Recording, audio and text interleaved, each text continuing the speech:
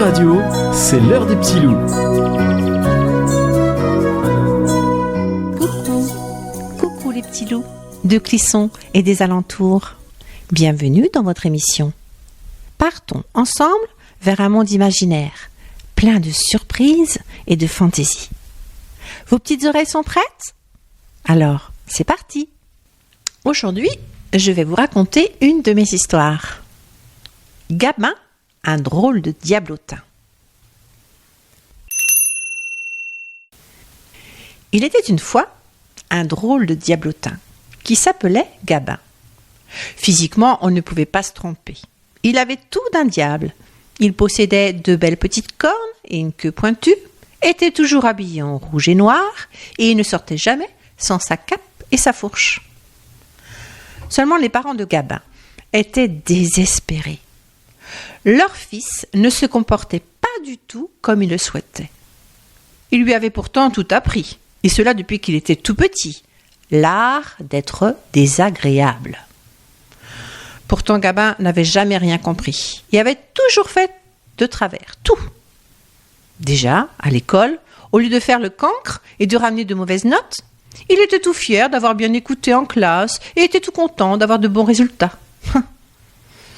Ses parents rêvaient d'un enfant paresseux, et ils avaient un enfant studieux. À table, là aussi, il ne se comportait pas du tout comme il l'attendait.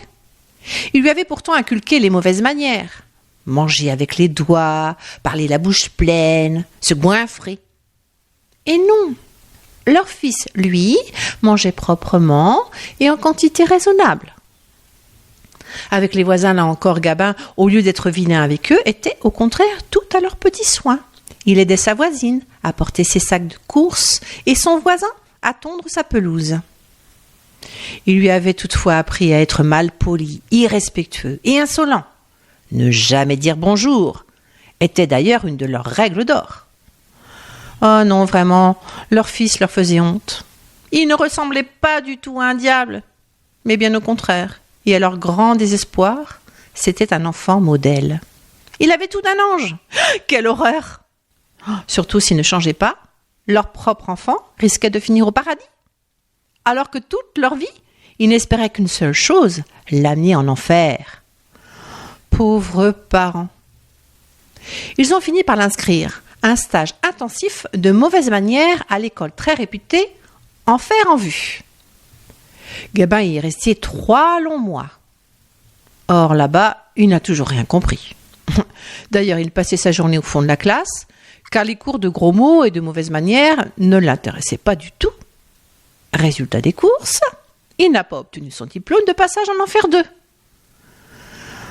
Les parents continuaient à vouloir changer leur enfant. Mais au bout d'un moment, n'obtenant aucun résultat, il a bien fallu qu'ils reconnaissent que Gabin n'arrivera jamais à leur ressembler, malgré tous leurs efforts. Avec le temps, ils se sont habitués à ce comportement si loin du leur. Ils ont même fini par accepter ce fils, si différent d'eux. Peu importe si Gabin était un ange ou un démon, il était avant tout leur fils.